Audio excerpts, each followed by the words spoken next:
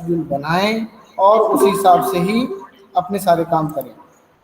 सबसे पहले आप अपनी प्रेजेंट कर दीजिए, रिकॉर्ड का जैसे रेड बटन स्टार्ट हो जाए ना, आप अपनी प्रेजेंट कर दिया करें, ठीक है। इसके बाद में आज हम ब्रिटिशर्स के बारे में पढ़ेंगे कि जिन ब्रिटिशर्स ने हमारे भारत में, जैसे हमने बंगाल में प्लासी का जो युद्ध पड़ा है उसमें नवाब सिराजुद्दौला को हरा करके और वहाँ पर बंगाल में अपनी फैक्ट्री स्थापित करी है, इस्टेब्लिश करी है। उसके बाद में वहाँ से रेवेन्यू कलेक्ट करने का अधिकार वहाँ से प्राप्त कर लिया है। हम ये बात कर रहे हैं बैटल ऑफ प्लासी तक की, जहाँ नवाब सिराजुद्दौला ब्रिटिशर्स से हार चुका है।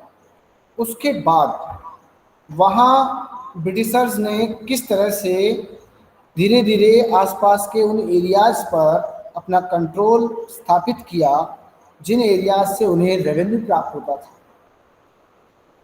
बंगाल में उनके आसपास गंगा यमुना का दोआब है, जो मैदानी प्रदेश है, प्लेन्स एरिया है, वहाँ अच्छा प्रोडक्शन होता है। अब कैसे उन्होंने उन एरियाज पर अपने पैर जमाए हैं, इस चीज़ को आज हम देखने जा रहे हैं, ठीक है। मैं जहाँ स्क्रीन शेयर करूँ ना वहाँ देखना बेटा, इसको फोकस करना जहाँ मैं स्क्रीन शेयर कर रहा हूँ। दिखाई दे रही होगी सभी को स्क्रीन? Yes sir. ठीक है। Yes sir. एक एनसीईआरटी का ऐप है जिसके बारे में हम हमेशा बात करते रहते हैं। ये जो ऐप है ना, इस ऐप के माध्यम से मैं आपको ये ऐप बताना चाहूँगा, देखिएगा इसको।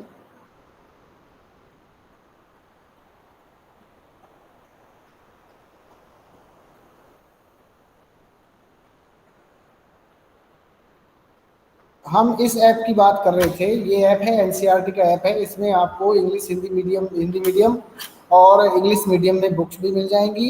इसके एनसीईआरटी के सॉल्यूशंस भी आपको, देखो यहाँ पे आपको सॉल्यूशंस भी मिलेंगे और एनसीईआरटी के नोट्स भी यहाँ पे आपको मिल जाएंगे। एनसीईआरटी के वीडियोज भी आपको मिलेंगे और सीबीएसई के पेपर्स भी, जो 10th क्लास के लिए और 12th क्लास के लिए जो बच्चे पढ़ते हैं उनको आप यहाँ से हेल्प मिल सकती है, ठीक है। अभी हम देख रहे हैं इंग्लिश मीडियम में हमारी बुक्स होती है, तो आप भी हमेशा जो बुक्स खरीदें वो भी इंग्लिश मीडियम की 8th क्लास की है। ये 8th क्लास में जैसे ही हम इसे ओपन करते हैं तो सारी बुक्स को पिक्चर के साथ दिखाया गया है इसमें। देखिए यहाँ आप इसमें मैं सब्जेक्ट चूज कर सकते हैं, mathematics, science, English, Sanskrit, Hindi और सोशल स्टडीज़। हमें सोशल स्टडीज़ पढ़ना है तो हम यहाँ से देख सकते हैं। ये फर्स्ट नंबर ज्योग्राफी की बुक है, second social and political life, ये पॉलिटिकल की सिविक्स की बुक है। Third our past first part है और आवर पास्ट ये सेकंड पार्ट है, 2 पार्ट में है। फर्स्ट पार्ट हम देख रहे थे जिसमें हमने फर्स्ट चैप्टर पढ़ा था,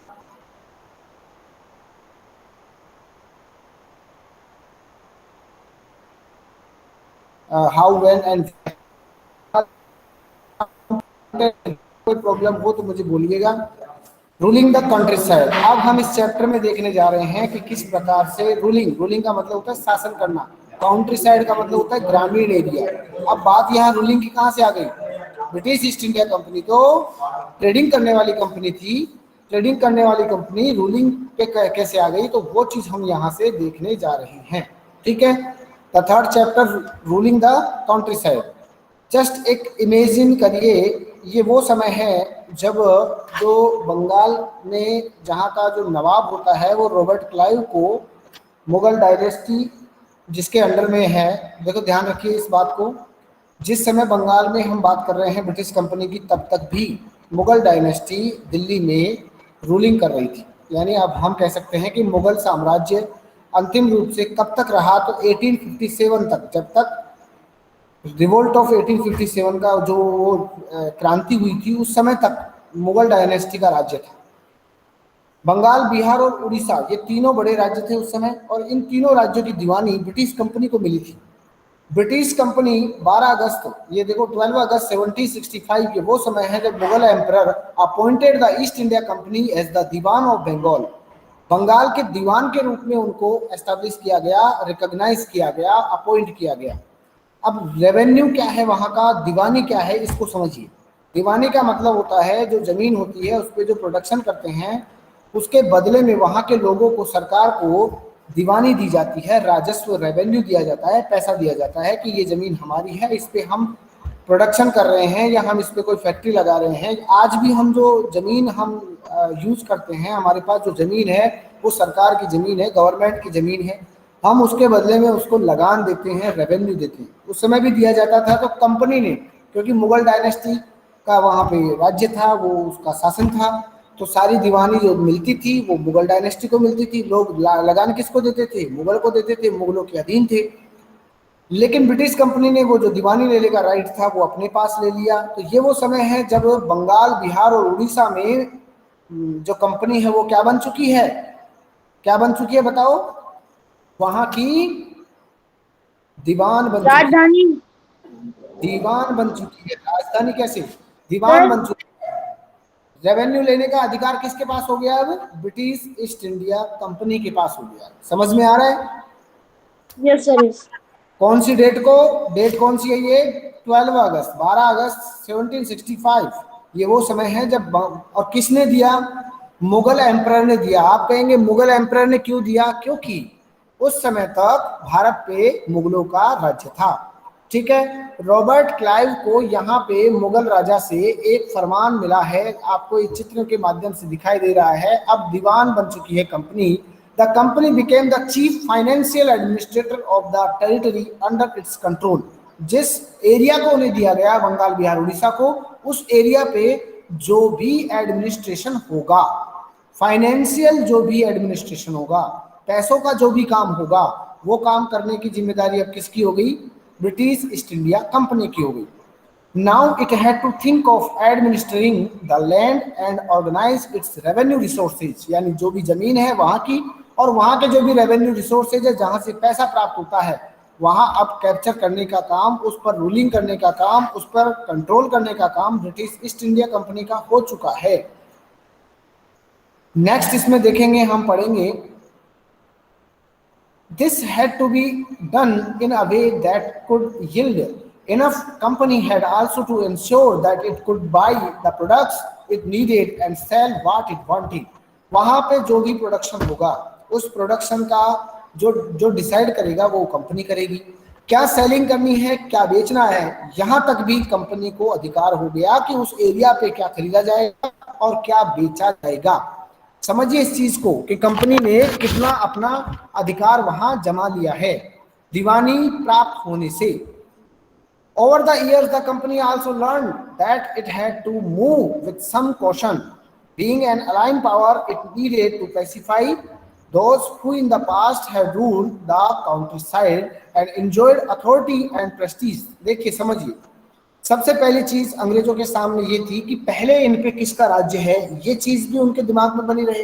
दूसरा, हमारी जो हम जो चीजें इनके ऊपर थोपना चाहते हैं, हम इनको किस तरह से जस्टिफाई करें, हम एक रूलिंग पार्टी की तरह जस्टिफाई करें। इनकी जो संपत्ति है, इनका जो वेल्थ है, इनकी जो प्रेस्टीज है, प्रतिष्ठा है, और इनके पास जो अधिकार है, उन सब अधिकारों का हम कंट्रोल करें। हमारे हिसाब से ये सब चीजें मैनेज होनी चाहिए। Those who had held local power had to be controlled, but they could not be entirely eliminated. कुल मिला के ऐसा हम कह सकते हैं कि ब्रिटिश जो कंपनी है वो कुल मिला के ये चाहती है कि वहाँ के जो लोकल अथॉरिटीज हैं वो भी, वहाँ के जो स्टेट पॉलिसी है वो भी, और जो ये राज्य हैं आसपास के वो सब, इन सब के ऊपर हमारा अधिकार होना चाहिए। हमारा ये जो जमीन है, यहाँ की जो प्रोडक्शन ये करते हैं, उनके ऊपर हमारा कंट्रोल होना चाहिए। यहाँ का रेवेन्यू हम कलेक्ट करें, भले कोई भी यहाँ की लोकल पार्टी क्यों ना हो, लेकिन उनको हम स्थापित करें, हम जैसा कहें उस तरह से वो आगे रूलिंग करें। कुल मिला के जो सेंट्रल पावर है वो ब्रिटिश कंपनी बन चुकी है। कहाँ में? वहाँ कहाँ की बात है ये? बंगाल की, बिहार की और उड़ीसा की। कब की बात है? नवाब सिराजुद्दौला के हारने के बाद। नवाब सिराजुद्दौला जब हारता है बैटल ऑफ प्लासी में, उसके बाद वहां बंगाल में दीवान कौन था उस समय? सिराजुद्दौला था, जो किसके अंडर में राज्य कर रहा था? मुगलों के अंडर में राज्य कर रहा था। अब नवाब की जगह किसने ले ली? कंपनी ले ली, ब्रिटिश ईस्ट इंडिया कंपनी ने ले ली। Revenue for the company. अब यहां थोड़ा सा रेवेन्यू का सिस्टम समझिए किस प्रकार से चल रहा है। The company had become the Diwan but it still saw itself primarily as a trader. भले वो कंपनी दीवान बन चुकी थी, लेकिन पहला उसका एक अपने आप को किस तरह से दिखा रही थी? ट्रेडर की तरह, व्यापारी की तरह। It wanted a large revenue income but was unwilling to set up any regular system of assessment and collection. वो चाहती तो थी कि ज्यादा से ज्यादा हमें रेवेन्यू मिले, लेकिन एक प्रॉब्लम वहां उनके सामने ये थी कि उन्होंने ऐसा कोई सिस्टम नहीं बनाया था कि हम रेवेन्यू को कैसे कलेक्ट करें, जाने कैसे कि कितनी इनकम यहाँ की हो रही है। तो इनकम का पता नहीं था, ऐसा कोई सिस्टम नहीं था जिसमें ये पता चल जाए कि कितनी इनकम हो रही है, उस हिसाब से हम रेवेन्यू लें। The effort was to increase the revenue as much as it could and buy fine cotton and silk cloth as cheaply as possible. अगर मान लो रेवेन्यू का कोई सिस्टम बैठ जाए तो पता है ब्रिटिशर्स को क्या फायदा होगा, आप दिमाग लगाइए।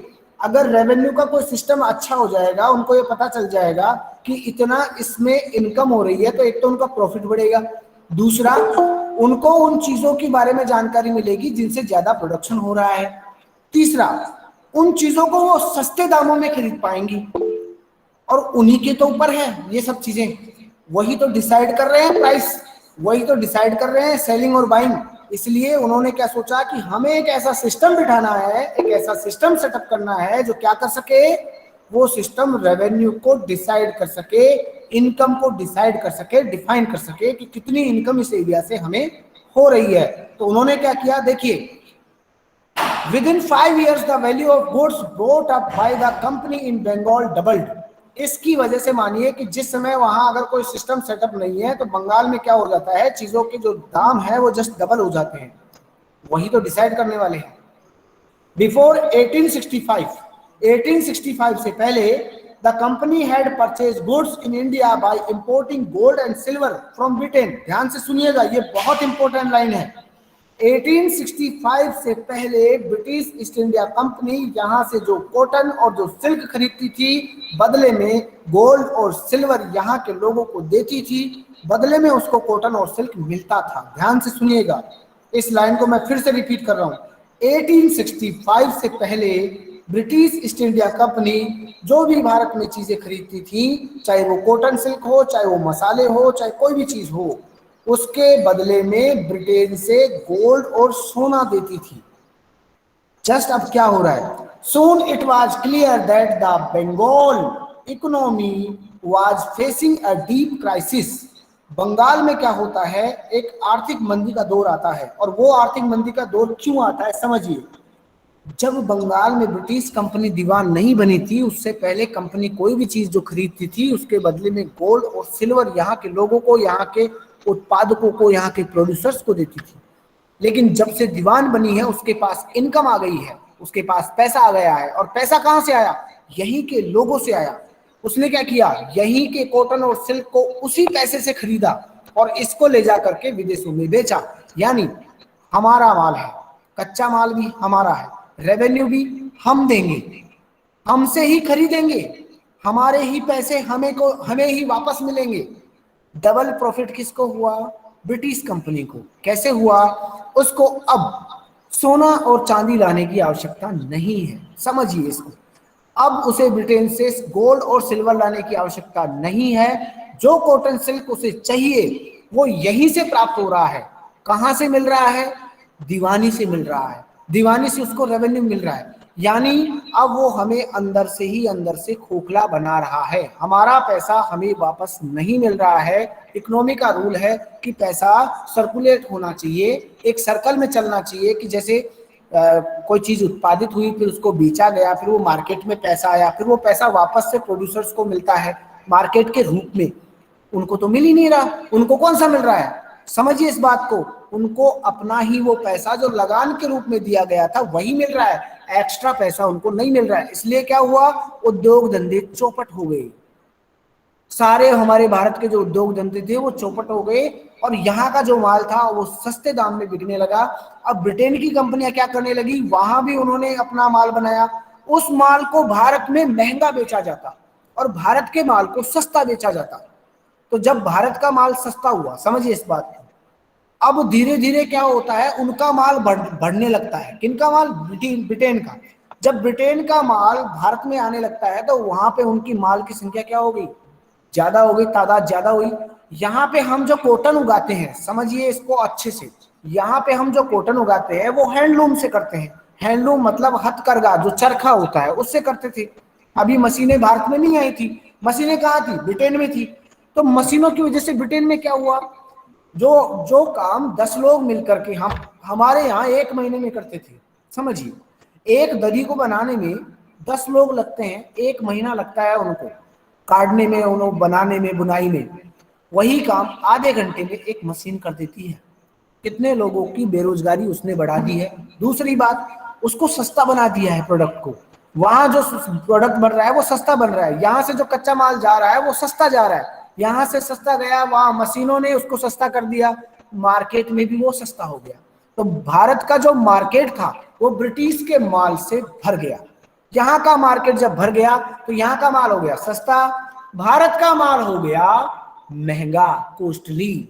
और इसको ये, और दूसरी बात क्वालिटी में देखिए, भारत की जो क्वालिटी थी वो एकदम शानदार क्वालिटी थी, फाइन क्वालिटी थी, कॉटन की और सिल्क की। उनकी क्वालिटी इतनी अच्छी नहीं थी, इसलिए भारत का जो माल है इसकी डिमांड विदेशों में है, समझिएगा। तो ब्रिटेन की कंपनी इसको सस्ते दामों में खरीदती और विदेशों में इसको अच्छे दामों में बेचती। तो पहला प्रॉफिट, कितने सारे प्रॉफिट इसको मिल रहे हैं, यहाँ का सस्ता माल बेच करके और वहां विदेशों में बेच रही है, यहाँ का कच्चा माल सस्ते दामों में खरीद करके नया प्रोडक्ट बना करके और इन्हीं लोगों को वापस से महंगे दामों में बेच रही है।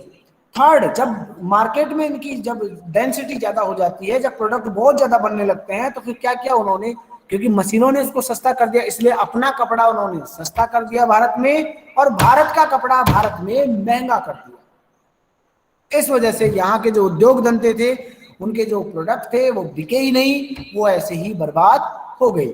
ये चीज यहाँ बताई जा रही है कंपनी के रेवेन्यू के बाद में। अब देखिए इन्होंने क्या समझा, वहां जब रेवेन्यू की सिस्टम की बात हुई तो इन्होंने ये देखा कि भाई क्राइसिस हो रहा है, और जो आर्टिजन लोग हैं, जो शिल्पी लोग हैं, वो शहरों से निकल करके और दूसरे शहरों की तरफ बढ़ रहे हैं। जो वहाँ के लोग हैं, जो लोकल लोग हैं, उनको एक प्रोफेशन चाहिए होता है, वो चाहते हैं कि हमारा हैंडलूम आगे बढ़े, और इधर से ब्रिटिश कंपनी चाहती है कि हमारे प्रोडक्ट ज्यादा से ज्यादा मार्केट में आए। 1770 में एक ऐसा समय आया जब भूखमरी और अकाल की स्थिति बंगाल में पैदा होती है। A terrible famine killed 10 million, 10 lakh लोग, समझिएगा इस बात को। 1 मिलियन का मतलब होता है 10 लाख, 1 मिलियन 10 लाख।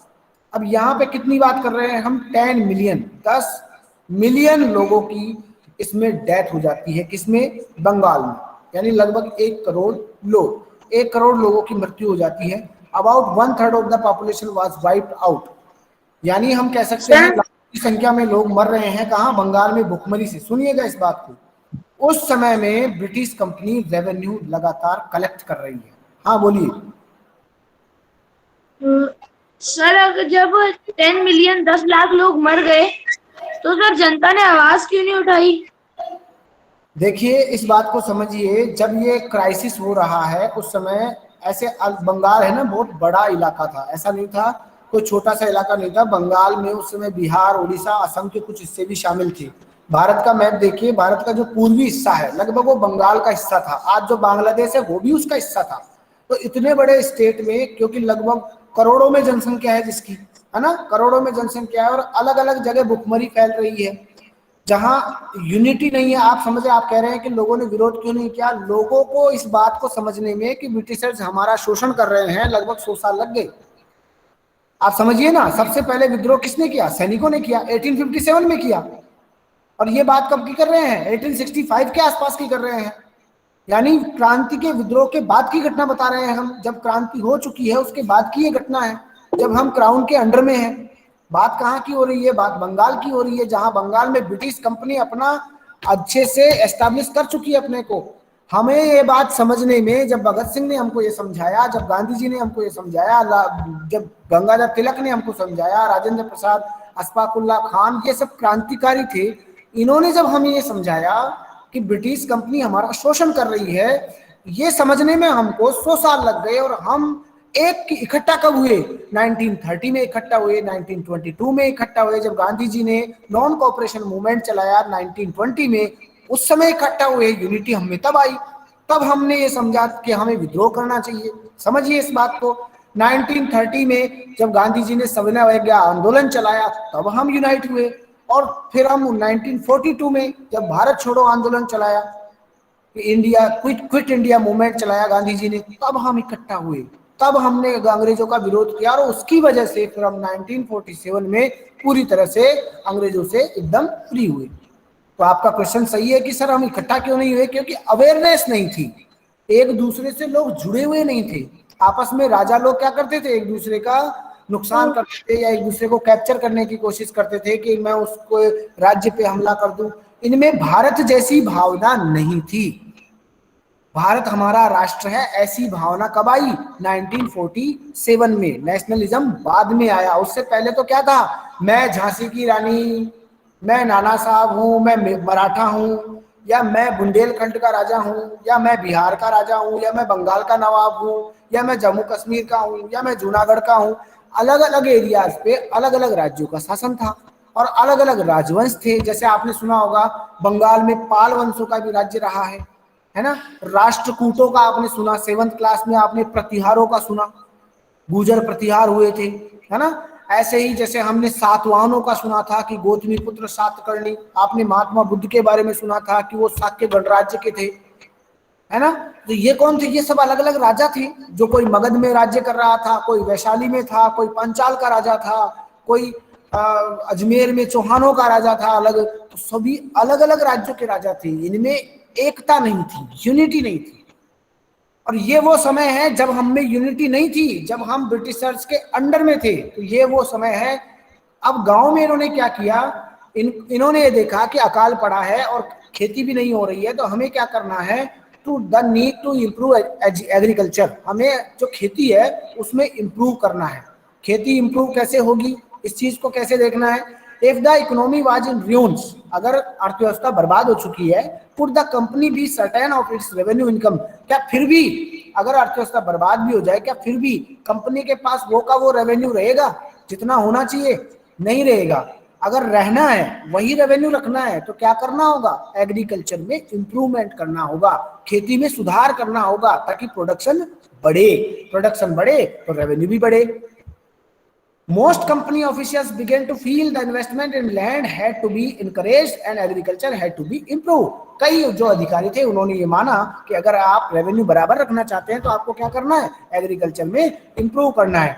तो यही चीज हुई 1793 में। फर्स्ट सेटलमेंट आया, परमानेंट सेटलमेंट। ध्यान से सुनिएगा, परमानेंट सेटलमेंट क्या है, क्वेश्चन होगा, what is the permanent settlement, what do you know about the permanent settlement.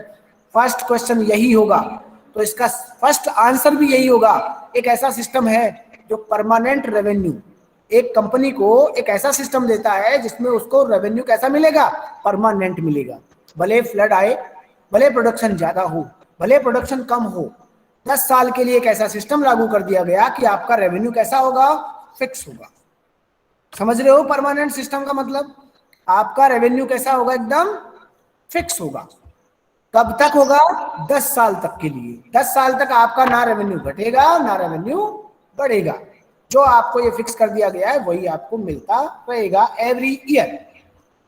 Next पढ़िए इसको, इसमें क्या है। अगर आपसे पूछा जाए कि परमानेंट सिस्टम है क्या, तो मैं इसको डिफाइन कर रहा हूं। After 2 decades of debate on the question, the company finally introduced the permanent settlement in 1793. By the term of the settlement, the rajas and तालुकादार्स were recognized as जमींदार। जो राजा थे, जो तालुकादार थे, तालुकादार का मतलब होता है 2-4-5 गांव होते हैं उसके अंडर में, वो उसका राजा होता है एक तरह से। तो राजा हो गए और तालुकदार बड़े सेठ हो गए। उन दोनों को जमींदार के रूप में अपॉइंट किया गया कि आपको क्या बनाया जाएगा, जमींदार। जमींदार यानी जमीन रखने वाला, लैंड लॉर्ड। आप जमीन के मालिक रहोगे। ये एरिया आपको दिया जाता है, इस एरिया में आपको क्या करना है, you have to collect the revenue and deposit it to British East India Company. आपको वहां से रेवेन्यू कलेक्ट करना है और कंपनी को देना है। They were asked to collect rent from the peasants, किन से, किसानों से, and pay revenue to the company, और कंपनी को ये भुगतान करना है। The amount to be paid was fixed permanently. इस अमाउंट को कैसा कर दिया गया, परमानेंटली कर दिया गया। That is it was not to be increased ever in future. इसको कभी भी भविष्य में बढ़ाया नहीं जाएगा। It was felt that this would ensure a regular flow of revenue into the company's offers at the same time encourage the zamindars to invest in improving the land since the revenue demand of the state would not be increased, the जमींदार would benefit from increased production from the land। देखिए अब company क्या कहती है, company कहती है जमींदार को कि आप क्या करिए, इन्वेस्ट करिए, पैसों को कहाँ इन्वेस्ट करिए, इस जमीन में इन्वेस्ट करिए और प्रोडक्शन को और बढ़ाइए। दूसरी तरफ से अपना जो प्रोडक्शन से जो रेवेन्यू मिल रहा है उसको उसने फिक्स कर दिया है, ना तो उसको बढ़ाएगी ना उसको घटाएगी, यानी उसकी इनकम फिक्स हो चुकी है। अब ये तो सिस्टम हो चुका है। सेकंड देखिए कि इसका क्या इफेक्ट होता है जब ये सिस्टम आया कि ये सिस्टम रहेगा कि आपका रेवेन्यू फिक्स रहेगा।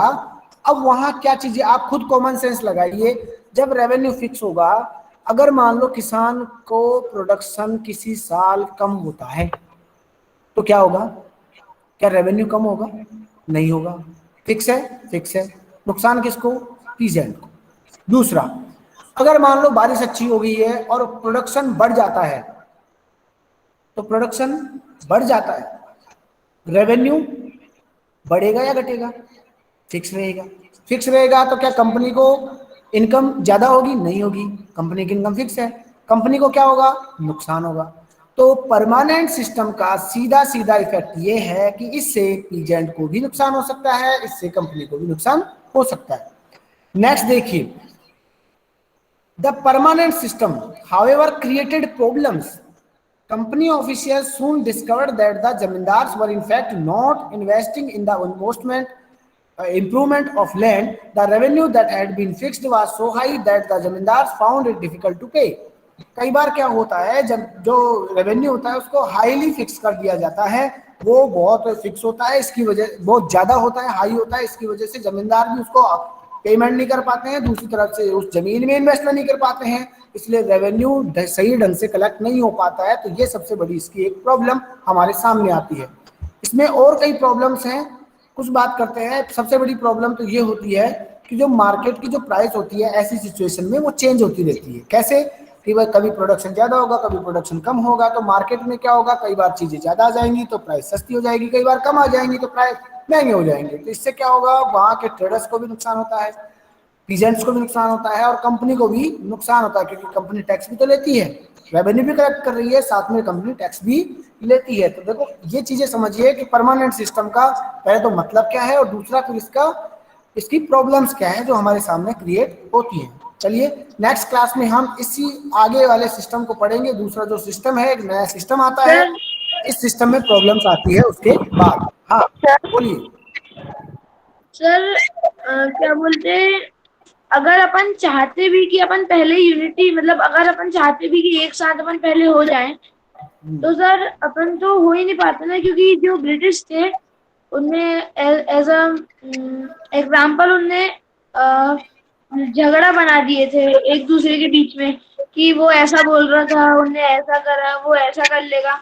तो सर सब लोग ये उसमें थे कि अगर अपन ने ये करे तो वो अपने राज पे काबू कर लेगा। सर इसके कारण उन लोग के बीच में झगड़ा रहा और अपन लोग कभी एक साथ नहीं हो पाए। एक तो नहीं फिर हो, 1970s यही देखिए, आप समझिए जैसे आप अपनी क्लास में रहते हैं, क्लास में आपके बच्चों के आपके बीच में ग्रुप बन जाते हैं, कई बार छोटी छोटी बात पे आप ग्रुप बना लेते हैं, है ना। हमें सब पता रहता है कि ये उस ग्रुप का है, ये उस ग्रुप का है, तो उन ग्रुप की एक थ्योरी होती है। जैसे उसी तरह से समझिए कि हम एक चीज को फॉलो करते हैं, जैसे ब्रिटिशर्स है, तो ब्रिटिशर्स ने क्या किया, उनका काम ट्रेडिंग करने का था, उन्होंने एक ही चीज फॉलो की कि मुझे प्रॉफिट चाहिए ज्यादा से ज्यादा। अब किसी को बेवकूफ बनाने से मैं प्रॉफिट, हाँ उन्होंने चोरी नहीं की, समझिए इस बात को, उन्होंने चोरी नहीं की, लूटा नहीं। कैसे किया उन्होंने? सिस्टमेटिक तरीके से किया, है ना। आप देखिए कि भारत पे जो अधिकार उन्होंने जमाया वो ऐसे नहीं किया, धीरे धीरे धीरे धीरे लोगों के दिलों में जगह बनाई।